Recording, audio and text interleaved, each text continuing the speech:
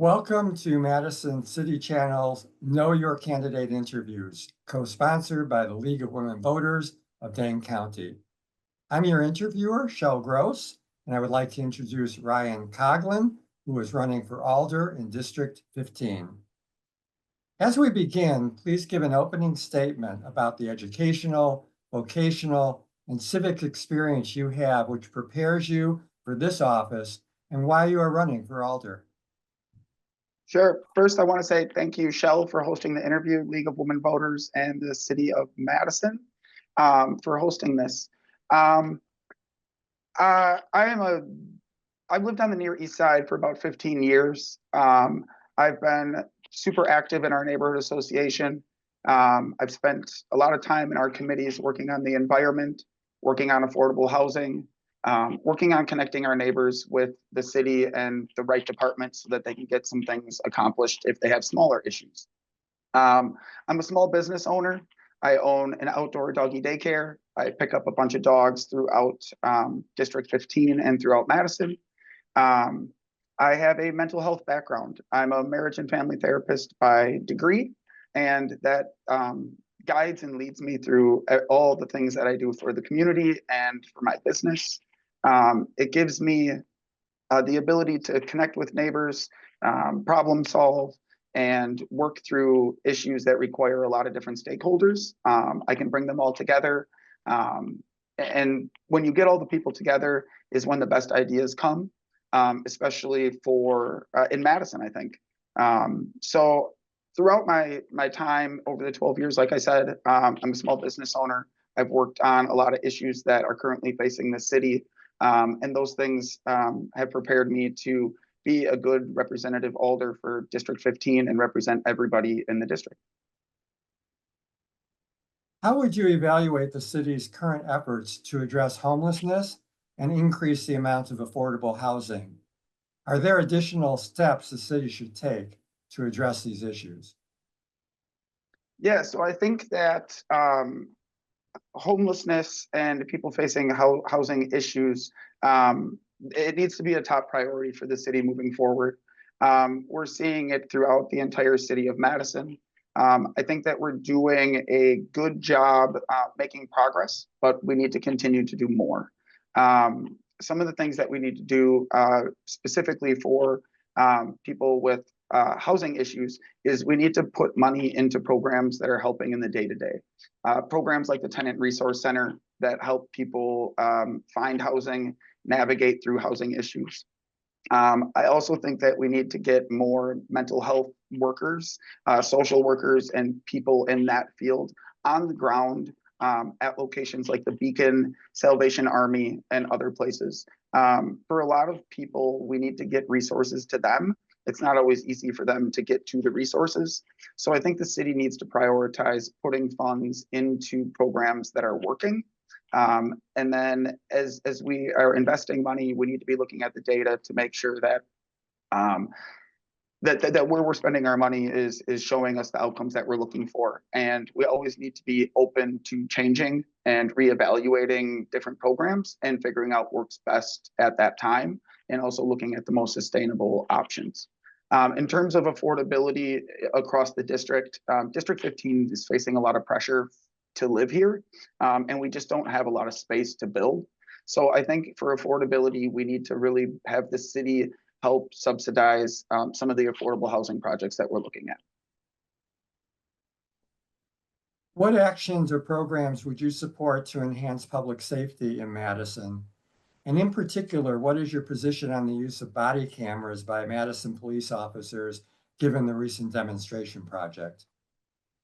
Sure. So I'm going to start with body cameras. I support body cameras, but I do think that there needs to be, again, like I said for the last question, we need to be always looking at the data and determining if we're getting the results that we're hoping for from the body cameras. And if the body cameras, if we're seeing some issues pop up, I think that we need to be willing to look at those issues, look to fix them, look for other solutions that might work. But I do support body cameras. I think accountability is really important for the police department to the citizens that they represent and serve and protect.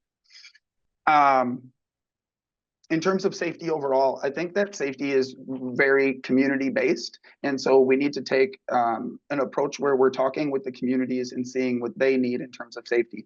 It's not just safety with the police, it's safety with traffic, it's safety with how we build our roads, it's safety with how, where we build development.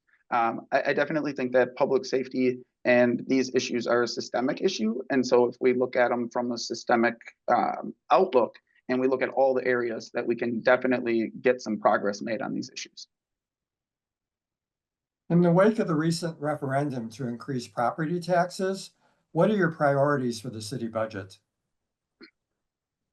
This is a really good question. So talking with neighbors and knocking on doors, one of the things that everybody talks about is where is our tax money going? And so for me, one thing that I promised District 15 and actually everybody in Madison is that I'm going to ask a lot of questions. And I'm going to ask them early on in the process for a lot of things so that we can get a lot of answers. We can let the community know what we're working on. It would have been really cool. And I think, the city would have appreciated if we would have known that we were coming up to this referendum earlier, and if there would have been more outreach from our elected officials to just really educate everybody on why we're doing it and how it's going to impact us in the future. If you were connected to a lot of local groups, you might have got that information, but for a lot of people, I think it was missed, and then it was just kind of on the ballot. So I would really like to be that person that can connect and engage the community on a lot of issues. How should Madison balance the need for development with other concerns such as traffic, historic preservation, and conservation of natural areas? This is a really complex issue, but I think that if we focus on community-driven policies and processes, that we can get projects that work. So engaging the community early on in a variety of things will always allow us to come up with the best solutions. And I'm sorry, I just had could you repeat the second half of the question for me quick? Sure. Well, the question was, how should Madison balance the need for development with Yes. other concerns such as traffic, Yep. historic preservation, and conservation of natural areas? My apologies. So again, when you involve the community in those issues, and especially in District 15, we have a lot of little neighborhoods that are tucked throughout the district. And I think that when you talk to them, you can figure out what they're looking for, what they think would work, if it's safe to build something at a certain location. I'm super involved in the Sassy Neighborhood Association, where Atwood runs directly through our neighborhood. And so for a lot of developments, we're looking at, is it safe for pedestrians? Is it safe for the schools nearby? Is it safe for just the increase in traffic in general? Atwood is getting really, really busy, and so is Monona Drive. And so I think, keeping that in mind as we're building, because we're going to be building, is something that we should do. And again, going back to involving the community early on, I really think that we can figure out safe solutions that work, because the people that are at that table are the people that live there all the time. What are the most critical issues that you see facing the people in your district, and what would you propose to address these? One of the biggest issues facing District 15 is definitely affordability. It's not just for renters, it's for homeowners as well. We're seeing our property taxes go up every year.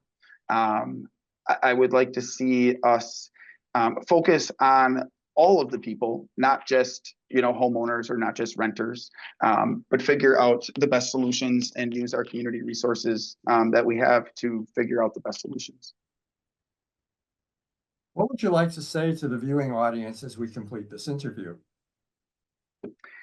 I would like to say that I've spent a lot of time working in the community, not just my immediate community, but the bigger community, on things like affordable housing. I've worked with developers to figure out how we can have a little bit of affordability, maybe if they can't do the entire project. I've worked on issues on the environment. Starkweather Creek is important. Our water is important.